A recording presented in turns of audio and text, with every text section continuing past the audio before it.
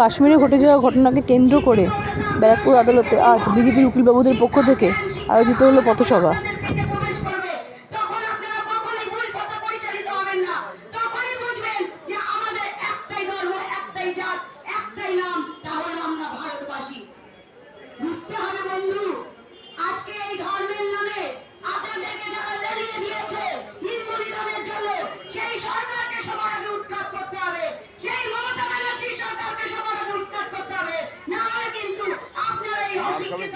অশিক্ষিত সমাজে পরিণত থাকবেন এবং অশিক্ষার অন্ধকারে আপনারা নিমজ্জিত থাকবেন।